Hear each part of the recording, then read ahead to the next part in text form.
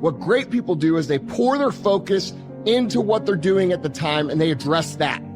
Then when something else happens and it's time to do this, they address this, okay? And then when something else happens and now it's time for that, they address that, all right?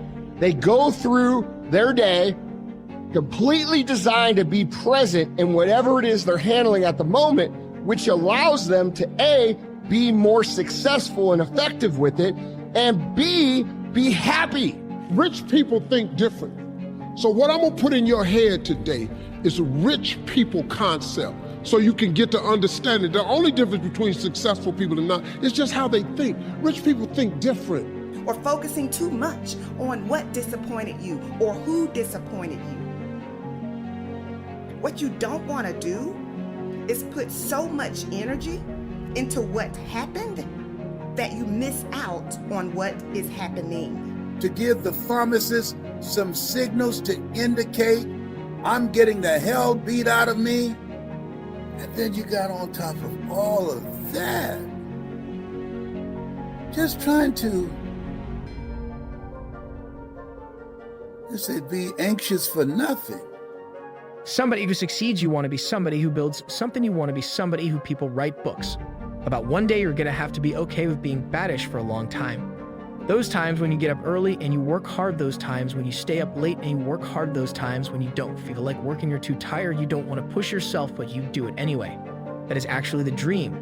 That's the dream, it's not the destination, it's the journey. Everybody's got to find their own path. Quit letting people tell you you got to get qualified in another program. You don't need another program to be successful. You need to change the way you think. So here's the deal. The problem with becoming a millionaire is that when you decide that you want to be a millionaire, you immediately start thinking, how can I become a millionaire?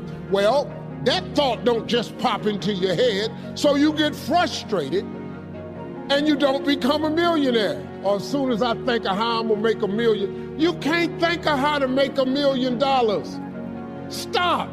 Do you know if you know how to make $1 million? What's today, Tuesday? When you make it by Friday?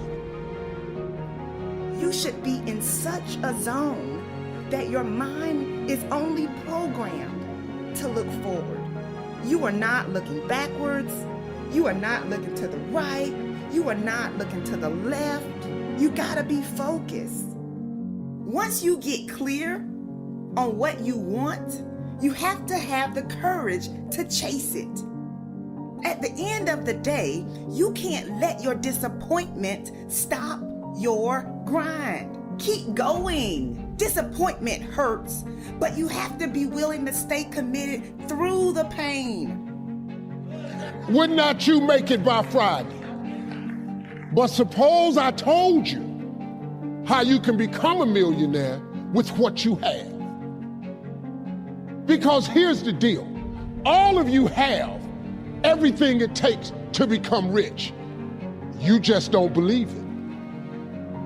Now, if you can develop this theory that I'm about to share with you, I have the way for you to be rich. This is it. First of all of you have a gift. God gave it to you when he created you.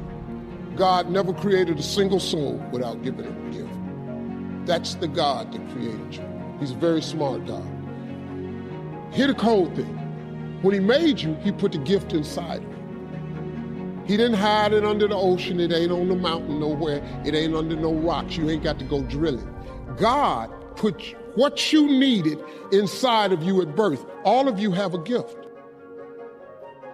The people at the top of their game, they stay committed and they choose to keep going even when they encounter resistance. If you are pursuing something big, guess what? Opposition is coming. Difficulty is coming. Unexpected changes are coming. You can't control everything, but you can control your response to everything that happens in your life. And so if you are determined to keep going, you've got to understand that your current challenge is just another hurdle for you to jump over. What you are up against is beneath you. It seems big because your mind and your feelings have convinced you that it's big. It seems big because you have already determined that what you're going through is too much for you to handle. But it's all about perception. I'm signing checks and contracts on every table. I'm no longer stuck in the basement, stuck in the gutter. I'm leaving. The casket you saved me vacant. You will hear my feet walk in the pavement. No. More complacent, driven, persistent, and relentless are all an understatement. Who? And I am sorry, not sorry. I am unapologetically your replacement. I have worked while you have slept. I have learned while you have partied. I have saved while you have spent, and I will live like you dream. I am relentless. I am resilient. I will not back down. I will not surrender. I am now an agent of change and transformation. I'm looking for a phone call. It's coming. Got a son dealing with mental illness. He can't hear me. There's some things in life will have to teach him that I can't teach him. I can motivate people all around the world. Oh, you're the motivator, yeah? He can't reach through that bipolar, schizophrenic mental illness.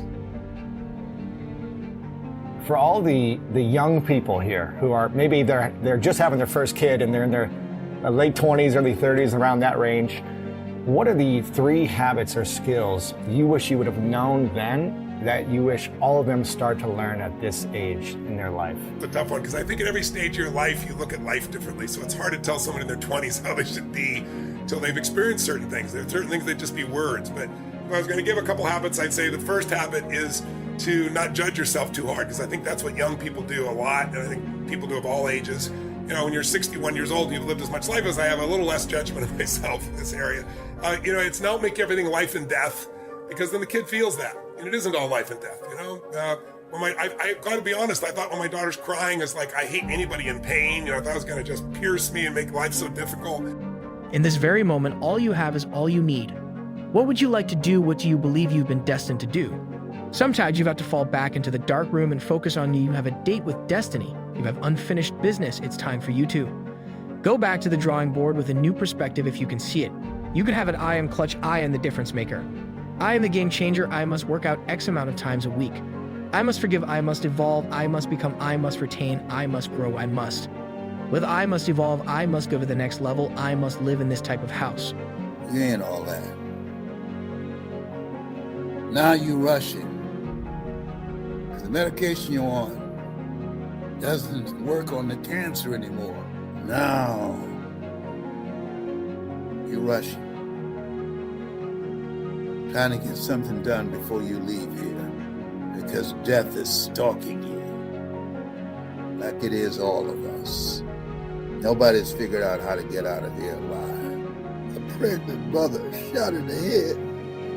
But fortunately, number one, she doesn't cry. She's like, I told my wife, I don't know how this kid came from us, because this kid is so zen. She cries when she's got to go to the bathroom. She's got a diaper. She cries when she's hungry, but otherwise she's pretty zen. But the cry even then is different for me now. So it's not life and death. I'm not hyper judgmental of it. And then the third thing is decide what's most important that you want for your child. The 2 or 3 most important things for me is that child feels so incredibly loved. And for me, not yet. But as the child develops, it's developing a sense that life is something that's calling to you to give something, not to get something. I think if I could give any lesson to my child, it's the lesson of contribution, which makes life so meaningful, the depth of relationship that comes from having such a deep love. I think those 2 things are the minimum, but you got to decide, what do you want for your child? Because, they're their own being. You're going to have your plans how you think they should be, and then they're going to be how they are, right? But what you can shape is their value system, and not every individual value, but the global values. That life is a balance, that of course you're going to go to extremes, but balance is how the body maintains. It's how life gets in balance. It's like, look for that. You have to realize that when you get on that path, you're going to up.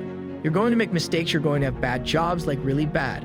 But as long as you're willing to learn and you're willing to take those as lessons about, and you're smart enough to not make those same mistakes over and over and over again, there's really nothing that you can't do. What are you giving? Many people will leave the universe without a trace.